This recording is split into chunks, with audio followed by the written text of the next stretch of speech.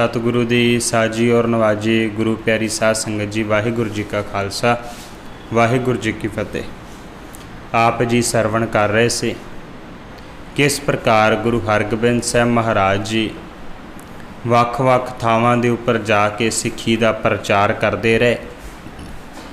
किस तरह सतगुरु ने वड्डी गिनती विच फौज की इकत्तरता की। समय के बादशाह जहांगीर ने सतगुरु साहब जी नूं ग्वालियर के किले विच कैद किया। उपरंत फिर रिहा करना पिया। सतगुरु ने नाल ही उत्थे कैद किए हुए सारे राजियां नूं भी रिहा करवा दिता। फिर जहांगीर एक राजनीतिक तौर के उपर उतों सतगुरु साहब जी के नाल दोस्ती का इजहार करन लगा। अमृतसर की धरती के उपर भी आया, लेकिन गुरु दरबार का वो शानो शौकत वाला कठ वेख के सड़ बल के कोला हो गया। कुछ समय वास्ते लाहौर रुकिया और सतगुरु नूं उसने लाहौर की धरती ते बुलाया। ये सारा कुछ करके जहांगीर बादशाह अपनी बेगम नूर जहां दे नाल कश्मीर की धरती वाले पासे नूं चलिया गया। सतगुरु गुरु हरगोबिंद साहब जी ने पंजाब के ਵੱਖ-ਵੱਖ इलाकों दे विच सिक्खी का प्रचार किया ते गुरु हरगोबिंद साहब महाराज जी भी सिक्खी के प्रचार हित कश्मीर की धरती ते गए। उस दे विद्वानां ने दो कारण लिखे है। कहते पहला कारण कि सतगुरु गुरु हरगोबिंद साहब महाराज सिक्खी का प्रचार करने वास्ते गए तो सिख संगतां दे मन की इच्छा सी कि सतगुरु गुरु हरगोबिंद साहब महाराज दर्शन ददारे देन। संगत की मंग मुताबक सतगुरु दर्शन देने वास्ते गए। दूसरा कारण उस वक्त गिलाटी का ताप बीमारी बड़े वड्डे पद्धर ते फैलती पई सी। कदे वो फैल जाती सी, कदे उहदा थोड़ा जिहा समय वास्ते रोकथाम हो जाती। सतगुरु साहब जी उस वक्त दुखी लोगों का दर्द वंडाउण वास्ते, उन्हां दी सहायता करन वास्ते भी कश्मीर की धरती ते गए।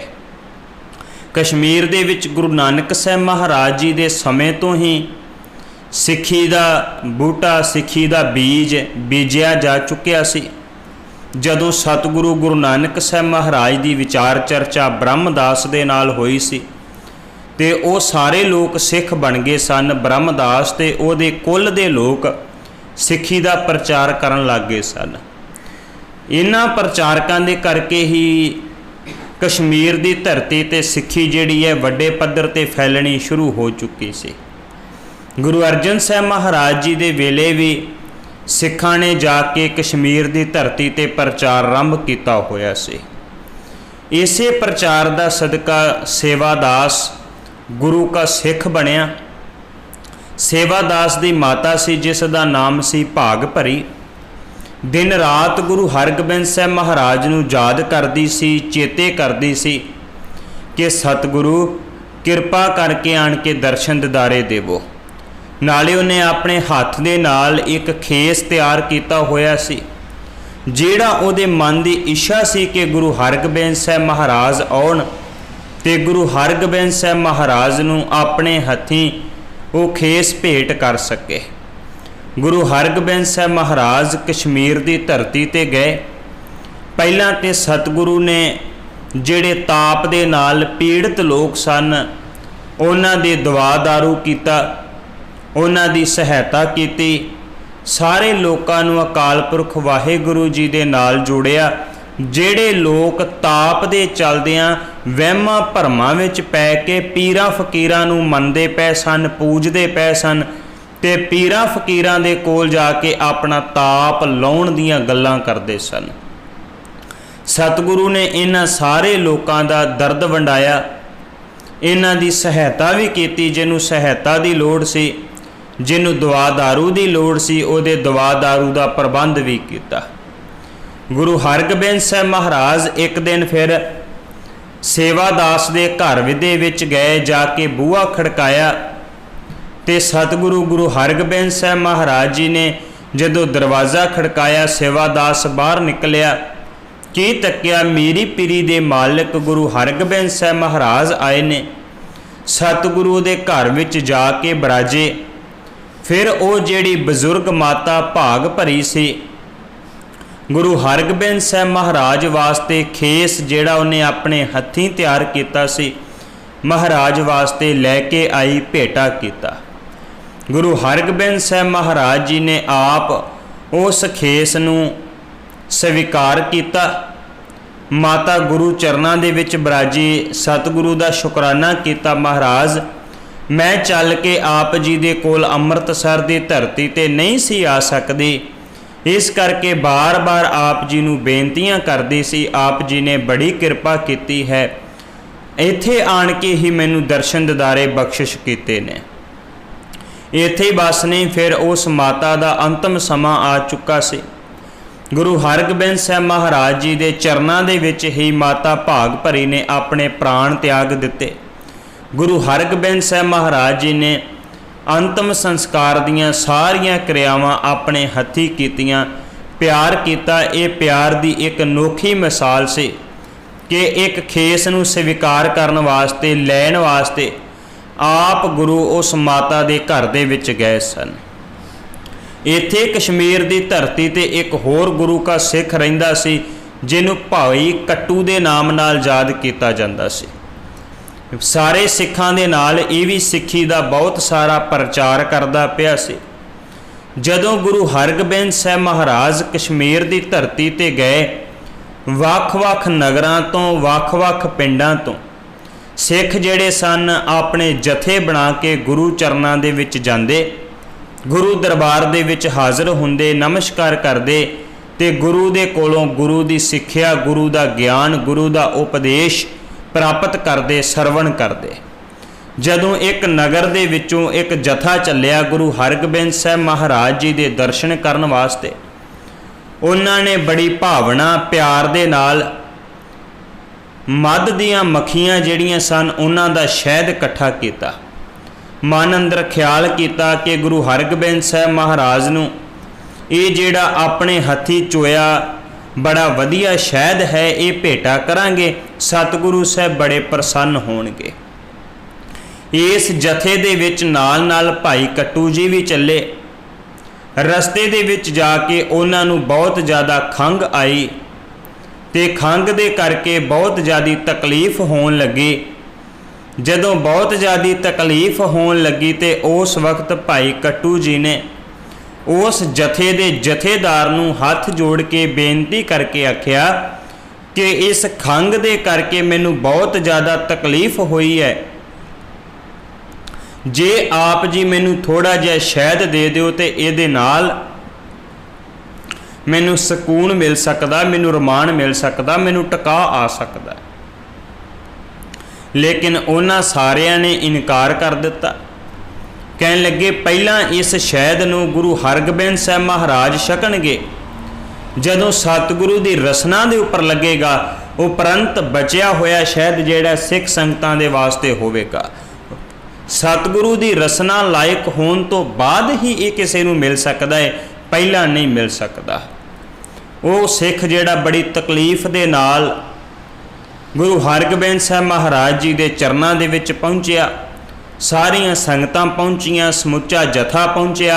उन्होंने जाके अपना शहद जिहड़ा है गुरु हरगोबिंद साहब महाराज जी के चरनां दे विच भेंट कीता।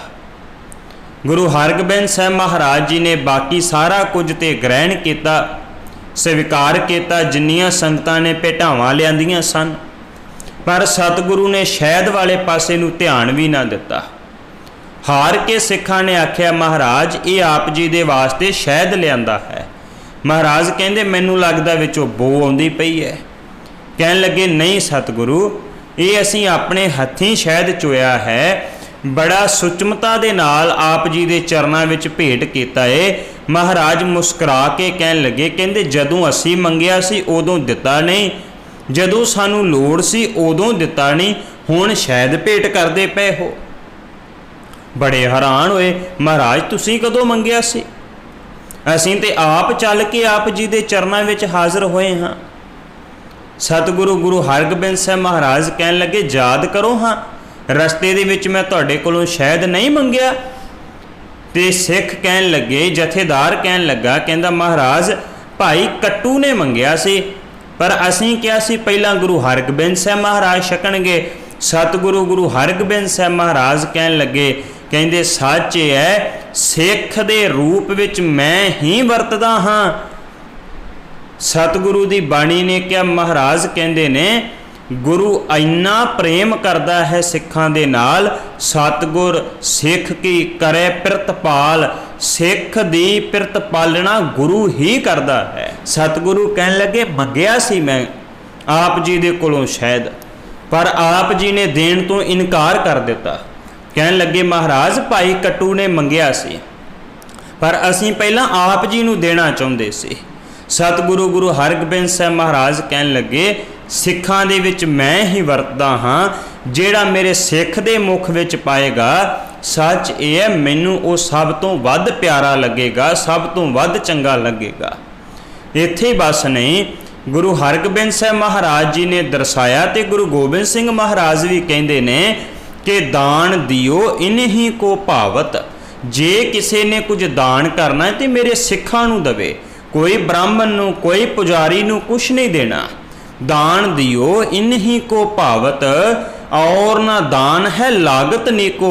होर किसी नूं दिता होया दान नहीं लगेगा, लगदा है ते केवल गुरु नूं दिता होया दान लगदा है।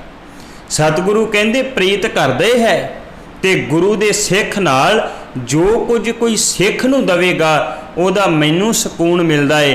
भाई गुरदास साहब ने ते इत्थों तक कहा, कहन लगे जैसे सात मंदिर कंचन के उसार दीने, तैसा पुन फल एक सिख को शब्द सिखाएगा। कोई सिख दी खातर करे ते गुरु बहुत कुछ प्रवान करदा, प्रसन्न हुंदा है। गुरु हरगोबिंद साहब महाराज कहंदे सिख दे रूप विच मंगिया सी, उदों तुसीं दिता नहीं। सारिਆਂ ने गुरु हरगोबिंद साहब महाराज जी दे चरनां दे उपर नमस्कार करके अपनी भुल बख्शाई। कश्मीर दे विच सतगुरु साहब जी ने वख-वख थावां दे उपर सिੱਖੀ ਦਾ प्रचार किया। कई पीरां फकीरां दे नाल सतगुरु साहब जी की चर्चा भी हुई। उन्हां सारियां दे नाल सतगुरु गुरु हरगोबिंद साहब महाराज ने विचार चर्चा भी की।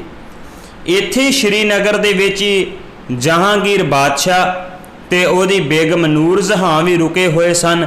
जदों उन्हां नूं पता लगा कि गुरु हरगोबिंद साहब महाराज आए है ते नूर जहां बहुत सारा हार श्रृंगार करके गुरु हरगोबिंद साहब महाराज जी के दरबार में हाज़र हुई ते नमस्कार कीती। आण के बहुत सारियां भेटावां रखियां।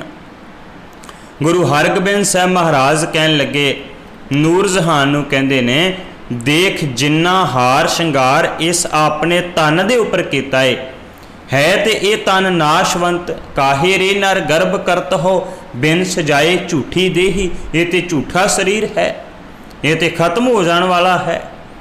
ਇਹਦਾ ਕਿਸੇ 'ਚ ਇਹਦਾ कोई हंकार नहीं है। गुरु हरगोबिंद साहब महाराज कहते ने सच है जिन्ना हार श्रृंगार अपने तन ते कीता है, जे रब वास्ते कीता हुंदा ते परमात्मा मिल जाना सी। ते महाराज ने ये शब्द वरते बेटा जिन्ना समा मौत चेते रवेगी ना मनुख कदे बुरा काम नहीं करेगा, कदे बुराइयां दे विच नहीं पवेगा। फिर ये केवल तन दे फोकट जेड़े पहरावे है ये धारण नहीं करेगा, बल्कि मन के उपर भी धारण कर लवेगा। सतगुरु ने बाहर का पहरावा धारण करने की बजाय अपने मन के उपर शुभ गुण धारण करने वास्ते प्रेरणा की। इथों सतगुरु गुरु हरगोबिंद साहब महाराज बहुत समा कश्मीर ते श्रीनगर दे विच विचरण तो बाद जिथे सिख संगतां नूं पानी की लोड़ सी, उत्थे सतगुरु ने उन्हां दी पानी की घाट नूं पूरियां कीतिया। उस गुरुद्वारा साहब का नाम ही गुरुसर पै गया। जिथे सतगुरु साहब जी ने देखिया जिहड़ी चीज़ की लोड़ है वो सारियां घाटां नूं सतगुरु ने पूरियां कीता। तो मेरे गुरुदेव वख-वख थावां ते सिੱਖੀ का प्रचार करते हुए गुजरात दे विच गए। वो गुजरात नहीं जिहड़ा भारत का एक सूबा है, बल्कि ये वो गुजरात है जिहड़ा हुण इस वक्त पाकिस्तान दे विच है। ते पाकिस्तान दे विच एक जिला है गुजरात। गुरु हरगोबिंद साहब महाराज जी उस धरती दे उपर गए। जदों उत्थे गए ते सतगुरु साहब जी ने सिख संगतां नूं उपदेश दिता। सिख संगतां सतगुरु साहब जी नूं नमस्कार करन वास्ते आईयां। गुरु हरगोबिंद साहब महाराज ने 2 तलवारां धारण कीतियां होईयां, एक मेरी दी एक पीरी दी। सीस दे उपर सुंदर कलगी शोभदी पई है। सतगुरु घोड़े दे उपर सवार ने। मेरे गुरुदेव गुरु पिता दा नाल परिवार भी है, उन्हां दे पुत्र भी है, बच्चे भी है, पत्नी भी है। ये सारा कुछ एक फकीर ने वेख्या। उस इलाके दे विच बहुत प्रसिद्ध फकीर सी जिहदा नाम सी शाह दौला। ते शाह दौला दे बहुत सारे लोग उपासक सन, उहदी पूजा करते सन। ते शाह दौला फकीर दा एक चेला सी जिहदा नाम सी जहांगीर। जदों उन्हें गुरु हरगोबिंद साहब महाराज जी ये शाही ठाठ बाट देखिया, उहदे कोलों रिहा ना गया। उन्हें गुरु हरगोबिंद साहब महाराज जी दे वल वेख के एक गल कही। वो कहन लग्या, कहंदा हिंदू क्या फकीर क्या। कहंदा की हिंदू ते की पीर। हिंदू क्या, पीर क्या, औरत क्या, फकीर क्या। ते नाल ही उन्हें अगली गल की, कहंदा दौलत क्या, त्याग क्या, लड़के क्या, बैराग क्या। बहुत सारियां रमजां इन्हां सवालों दे विच उन्हें छुपा दित्तियां। कहंदा अर्फ क्या, दुनियादार क्या। कौन है त्यागी, कौन है दुनियादार। मजहब क्या ते सच क्या, पुजारी क्या, सवाब क्या।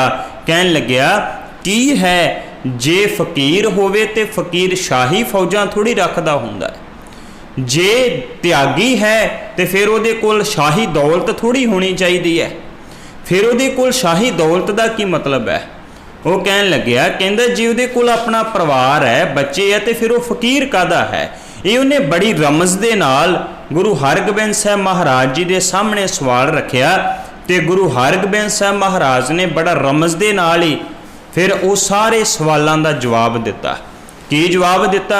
गुरु हरगोबिंद साहब महाराज जी अगों उस अंदाज दे विच कहन लगे, कहंदे मेरी रब दा दान, मेरी दा भाव ताकत बादशाही, मेरी रब दा दान, औरत ईमान, दौलत गुजरान, पुत्र निशान, फकीर हिंदू ना मुसलमान।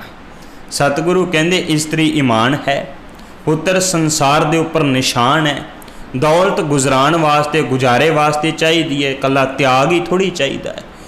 जदों ये सारियां गल्लां उन्हें सुनिया तो सुन के गुरु हरगोबिंद साहब महाराज जी के चरणों के उपर डिग पिया, बल्कि सतगुरु गुरु हरगोबिंद साहब महाराज जी का सिख बन गया। तो यही गुरमत का नज़रिया है। किहड़ा नज़रिया?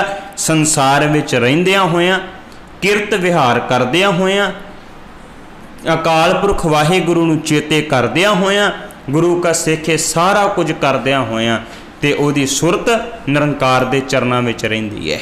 गुरु गोबिंद सिंह महाराज जी ने भी कहा, कहन लगे धन जीओ तह को जग में, मुख ते हर चित में जुद विचारे। सिख वो है जिहड़ा मुख दे नाल अकाल पुरख वाहिगुरु नूं चेते करदा है, उहदे चित विच जुद है।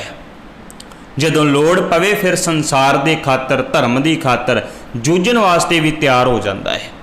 तो सतगुरु की बाणी ने क्या कहन लगे, हाथ पाऊँ कर काम सब चीत निरंजन नाल। हत्थां पैरां दे नाल काम करना है, चेत अकाल पुरख वाहिगुरु के चरणों में होना चाहिए है।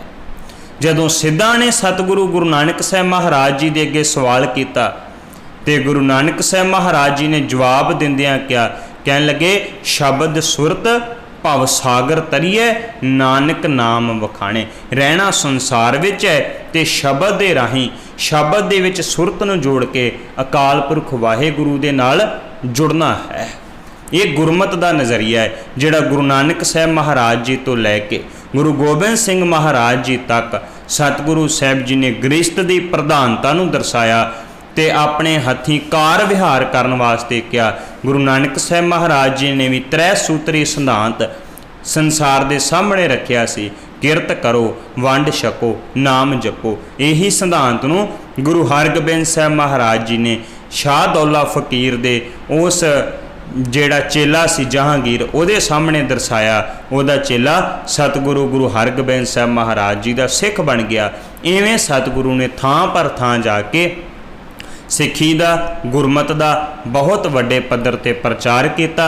ਸਿੱਖ ਸੰਗਤਾਂ ਨੂੰ ਅਕਾਲ ਪੁਰਖ ਵਾਹਿਗੁਰੂ ਦੇ ਨਾਲ ਜੋੜਿਆ। ਇਹ ਮੇਰੀ ਪੀਰੀ ਦੇ ਮਾਲਕ ਗੁਰੂ ਹਰਗੋਬਿੰਦ ਸਾਹਿਬ ਮਹਾਰਾਜ ਜੀ ਦਾ ਪਾਵਨ ਪਵਿੱਤਰ ਤੇ ਵਿਸ਼ਾਲ ਬਹੁਤ ਵੱਡਾ ਇਤਿਹਾਸ ਹੈ, ਜਿਹਦੇ ਵਿੱਚੋਂ ਕੁਝ ਅੰਸ਼ ਆਪਾਂ ਜਾਣਨ ਦਾ ਯਤਨ ਕਰ ਰਹੇ ਹਾਂ। ਇੰਨੀਆਂ ਬੇਨਤੀਆਂ ਪ੍ਰਵਾਨ, ਭੁੱਲ ਚੁੱਕ ਦੀ ਖਿਮਾ, ਅੱਗੇ ਵਾਸਤੇ ਸਮੱਤ ਬਖਸ਼ਣੀ। ਵਾਹਿਗੁਰੂ ਜੀ ਕਾ ਖਾਲਸਾ, ਵਾਹਿਗੁਰੂ ਜੀ ਕੀ ਫਤਿਹ।